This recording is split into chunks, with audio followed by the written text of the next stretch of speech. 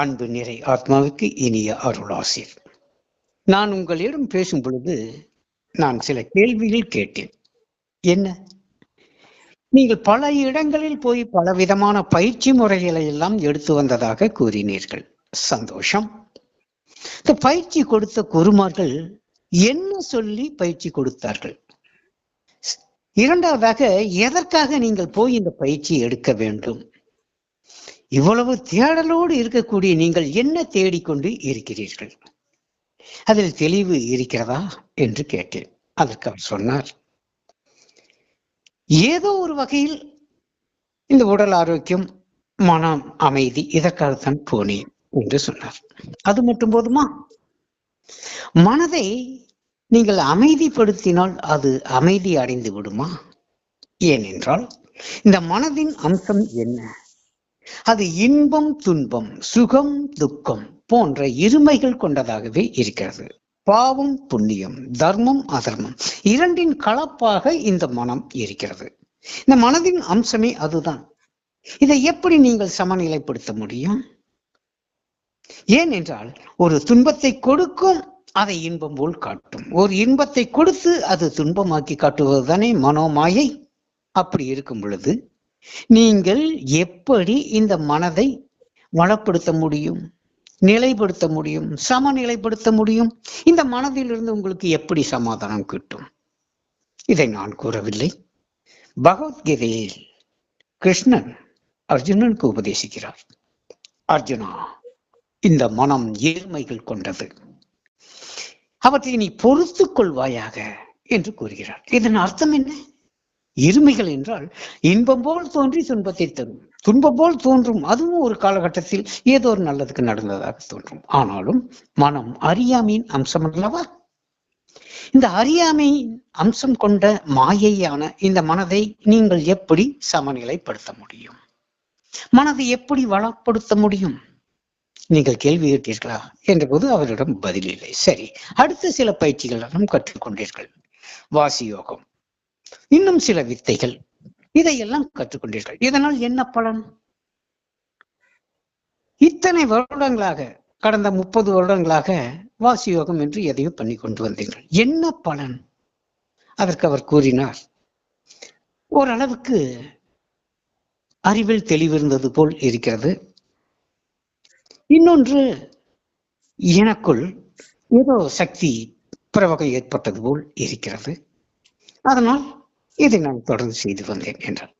ஆனால் இதோடு போதுமா? உடலையும் மனதையும் வளப்படுத்தியதால் மட்டும் உங்களுடைய அந்த ஏக்கம் தீர்ந்ததா, தேடல் முடிந்ததா என்றால் இல்லை. அப்படியானால் எதை தேடுகிறீர்கள்? நன்றாக கவனித்துக் கொள்ளுங்கள். இந்த பக்தியும் சரி, இந்த யோகமும் சரி, இந்த ஞானமும் சரி, எதற்காக? தன்னை அறிவதற்காக. எதை அறிந்த பிறகு மற்றொன்று அறிய தேவையில்லாது போகிறதோ, அதாவது எதை அறிந்த பிறகு வேறொன்று அறிய வேண்டியது இல்லாது போகிறதோ, அது ஆன்மாவாகிய நீ. வேதங்கள் கூறுகிறது. இந்த ஆத்மாவை அறிந்த பிறகு இனி அறிய வேண்டியது எதுவும் மிச்சமிராது போய்விடுகிறது. அப்படியானால் ஆத்மாவை நீங்கள் அறிந்து அது நீங்கள் என்றான அந்த அனுபூதி கிட்டிய பிறகு எல்லாம் வெட்ட வெளிச்சமாக்கப்படுகிறது. இந்த பிரபஞ்ச ரகசியங்கள், இந்த பஞ்சபூத தத்துவங்கள், இந்த பிரம்மத்திலிருந்து பரபிரம்மம் என்கின்ற நிலையிலிருந்து, மாயையிலிருந்து, முக்கண மாயையிலிருந்து, அந்த கரணங்களிலிருந்து, இந்த வாழ்க்கையிலிருந்து, அந்த சராசரத்திலிருந்து அனைத்தும் அறிந்தவனாகிறோம். ஏனென்றால் அனைத்தும் இந்த ஆன்மாவிலிருந்து வெளிப்பட்டவையே என்றால் இந்த ஆன்மா பிரம்மம் அல்லவா? ஆகவேதான் வேத அந்த கருத்து, ஆத்மனை அறிந்த பிறகு அனைத்தையும் அறிந்தவன் ஆகிறான், அதற்கு மேல் அறிய வேண்டியது எதுவும் மிச்சமிராது என்று கூறப்படுகிறது. அப்படியானால் நீங்கள் என்ன செய்திருக்க வேண்டும்? நீங்கள் யார் என்று போதித்தார்களா? இந்த உடல் மனம் என்பது அதுதான் நீங்களா? அதற்கு அவர் கூறினார், இல்லை ஐயா, அதற்கு மேல் அறிவே நான் என்று போதித்தார்கள் என்று கூறினார். எந்த அறிவு? ஐம்புலன் அறிவா? ஆறாம் அறிவு பகுத்தறிவா? அதிலே விஞ்ஞான அறிவு இருக்கிறது, அதோடு நின்று விடுகிறதே. ஆனால் நம் சித்தர்களும் யோகிகளும் அதற்கு மேல் 2 அறிவு நிலைகள் இருப்பதை அனுபவித்து அதனை போதித்து சென்றார்களே. சுட்டறிவு எனும் 7ஆம் அறிவு, சுகாதீத அறிவு எனும் 8ஆம் அறிவு, பேரறிவு. இந்த நிலைகள், இதில் எது நீங்கள்? சரி, அறிவுதான் நீங்கள். இந்த அறிவு நிலையில் இருந்தவாறு தான் நான் இந்த வாழ்க்கை வாழ்கிறேன். அது இப்பொழுது துன்ப துயரம் குறைந்ததாக இருக்கிறது என்றால் இந்த அறிவுதான் நீங்களா? ஆமாம், நான் தான் என்றார். மீண்டும் கூறுகிறேன், இந்த அறிவுதான் நான் என்று யாருக்கு தெரிந்தது? அது எனக்குத்தான் தெரிகிறது. அப்படியானால் அறிவை அறிந்த நீங்கள் வேறு, அறிவு வேறல்லவா என்று கூறியதற்கு, அப்ப நான் வேறு என்பது எனக்கு தெரியவில்லையே ஐயா என்று கூறினார். எப்படி உங்களை நீங்கள் அறிந்து கொள்ள முடியும்? ஏனென்றால் நீங்கள் எதை கொண்டு உங்களை அறிய முற்படுகிறீர்கள் தெரியுமா?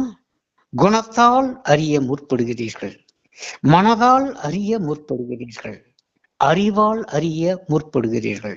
இதனால் முடியாது.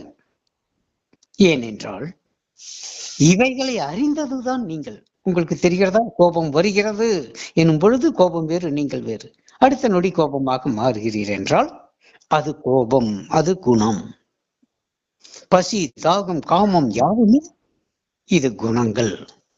அப்படியானால் மனம் சதா எண்ணங்களை உற்பத்தி செய்து கொண்டு, இந்த மனம் 3 விதங்களில், ஒரு நிலையில் வெறும் சப்தமாக ஒலித்துக் கொண்டிருக்கும் சிலருக்கு, மற்றொரு நிலையில் அந்த சப்தத்தோடு கூடிய காட்சிகளை காட்டிக் கொண்டிருக்கும், அடுத்த நிலையில், 3வது நிலையில் ஒவ்வொரு காட்சிகளையும் கொண்டு வந்து நிலைநிறுத்தி அதில் உங்களை சிக்க வைத்து இழுத்து கொண்டு செல்லும்.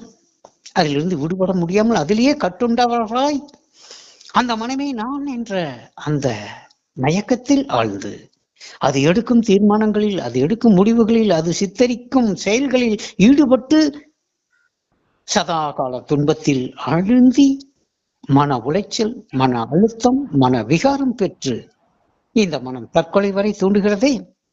அப்படியானால் இது மனம் என்று அறிந்து அதிலிருந்து விடுபடுவதற்குத்தானே இந்த விதமான யோக கலைகளை எல்லாம் கற்க வந்திருக்கிறீர். அப்படி என்றால் குணம் நீ அல்ல, மனமும் நீ அல்ல. இந்த மனத்துன்பத்திலிருந்து மீளுவது எப்படி என்பதால் தான் பல குருமார்களை சந்தித்து பலவிதமான யோக ஞான சாதனைகளை எடுத்திருக்கிறீர்கள். சரி, இது நான் அல்ல, குணம் நான் அல்ல, மனம் நான் அல்ல என்றால் அறிவு, அறிவுதான் நான் எனும் நிலையோடு நின்று விடுகிறீர்கள்.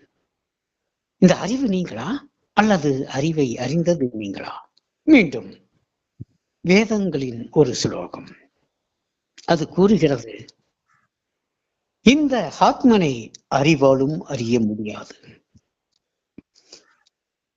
இந்த அறிவை அறிந்தவனாக இருக்கிறான் எனும் பொழுது இது அறிவு, இது மனம், இது குணம் என்று, இது உடல், இது உலகம், இது வாழ்க்கை, தனக்கு அந்நியமான இவைகள் எல்லாம் நான் அல்ல என்பது யாருக்கு தெரிகிறது? அதுதானே நீர் என்று சொன்னதற்கு அவர் கூறுகிறார், ஐயா, அப்படிப்பட்ட என்னை நான் இதுவரை பார்த்ததில்லை, இனிமேலும் பார்க்க முடியும் என்ற நம்பிக்கை இல்லை என்றார். மீண்டும் கூறினேன், பாலிலிருந்து தான் நெய் எடுக்கிறார்கள், அந்த பாலில் தான் நெய் இருக்கிறது என்றால் நம்ப முடியவில்லை. சில சாதனா பிரியும் போது அந்த பாலிலிருந்து நெய் பிரிகிறது. அதே மாதிரி இந்த ஊனிலிருந்து உயிராகி நீங்கள் பிரிய வேண்டுமானால் இந்த உடலோடு 2 கலந்திருக்கும் நீங்கள், மனதோடு மாண்புற ஒட்டி இருக்கும் நீங்கள், அறிவோடு இணைந்த நிலையில் இருக்கும் நீங்கள், புலன்களோடு ஒன்றி உறவாடி கொண்டிருக்கும் நீங்கள், பிராணனோடு கலந்து அதையே செயலாக்கமாக்கி அந்த பிராணனை நான் என எண்ணிக்கொண்டிருக்கும் நீங்கள், இதுவெல்லாம் நீங்கள் நீங்கள் என எண்ணிக்கொண்டிருக்கிறீர்களே, அதுதான் அறியாமை. இதுவெல்லாம் நீங்கள் அல்ல, இதிலெல்லாம் நீங்கள் இல்லை என்று எந்த குரு கூறுகிறாரோ அதுதானே நிதர்சனமான உண்மையாக இருக்க முடியும். இவற்றையெல்லாம் அறிந்தவர் அல்லவா நீங்கள். நீங்கள் எப்படி இவைகளோடு ஒன்றிருக்க முடியும்? இவைகளோடு கலந்த பிறகு இவைகளிலிருந்து நீங்கள் எப்படி பிரிய முடியும்? மரண காலத்தில் இந்த உடலிலிருந்து உயிர் பிரிகிறது என்றால் அதோடு கலந்து உறவாடியது அல்ல, அதோடு இணைந்ததல்ல, அதிலிருந்தும் தனித்தவாறு இருந்ததுதானே அதற்கு காரணம். பிராணம் அடங்குகிறது, மனம் ஒடுங்குகிறது, அறிவு விலகுகிறது, உடல் வீழ்கிறது, மரணம் ஏற்படுகிறது என்பதையெல்லாம் அறிந்து கொண்டு வெளியேறியது ஆத்மன், இந்த உயிர். இதுதானே நீங்களாக இருக்க முடியும் என்று கூறினேன். அப்படியானால் ஐயா, என்னை நான் பார்க்க முடியுமா? கண்டிப்பாக பார்க்க முடியும். அதற்கான சில சாதனா இருக்கிறது. அவர் கேள்வி கேட்டார், ஏன் எந்த குருமார்களும் இதை பற்றி பேசுவதே இல்லை?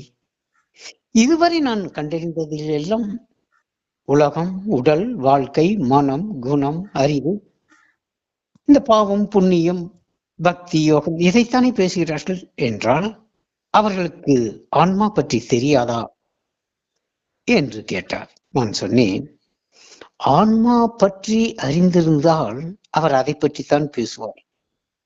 அதை தவிர வேற எதையும் பேச மாட்டார். ஆனால் அதை அறியாததால் தான் வேறு வேறு விஷயங்களை சொல்லிக் கொண்டிருக்கிறார். அவருக்கும் அந்த ஆன்மா பற்றிய அறிவு தெளிவு இல்லை, கேட்பவர்க்கும் அதை பற்றிய சிந்தனை இல்லை. ஆகவே அவர்கள் அதில் தான் இருக்கிறார்கள் என்றேன்.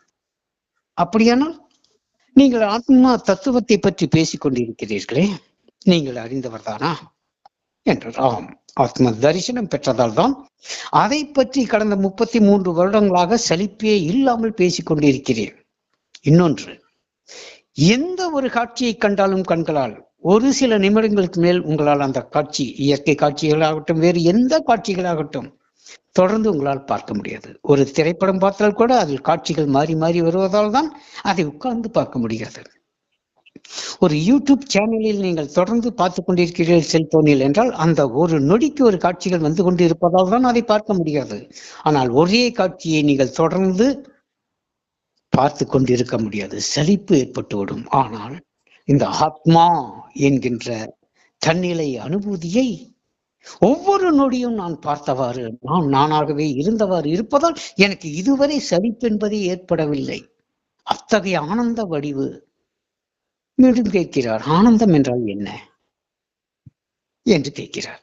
இதை வார்த்தைகளால் சொல்ல முடியாது, அனுபவிக்க வேண்டிய ஒன்று. எப்படி அனுபவிப்பது? இந்த யோகத்தால். எப்படி இந்த யோகத்தால்? ஆம், இந்த குண்டலினி யோகத்தால் உடல் ஆடாது அசையாது நிலைநிறுத்தப்படுகிறது. பிராணாயாமத்தால் உடல் நிலைநிறுத்தப்படுகிறது. குண்டலினி விழிப்புறுகிறது. இரு சுவாசம் வருகிறது, மனம் அடங்குகிறது. மனம் அடங்கிய பிறகு மனம் கடந்த நிலையில் சமாதி சித்திக்கிறது. இந்த சமாதி யோகத்தில் நிலைத்திருக்கும் பொழுது இந்த சாதகன் பார்க்கிறான், உலகம் தெரியவில்லை, உடல் தோன்றவில்லை, மனம் அடங்கிவிட்டது, அறிவும் கடந்த ஆன்மா நிலையில் ஆதியோடு சமமான நிலையில் நிலைத்திருக்கையில் இதுதான் நான் எனும் அனுபூதி சித்திக்கும். அதோடு நின்று விடக்கூடாது. இந்த நான் எனும் என்னை பார்க்க வேண்டும். எப்படி பார்ப்பது? அதற்கான பாதைதான் ஆக்ஞா. ஆக்ஞாவிற்குள் செல், உள்ளே செல், ஊடுருவி செல், உற்று உற்று பார். உள்முக பயணம் ஆரம்பிக்கும்.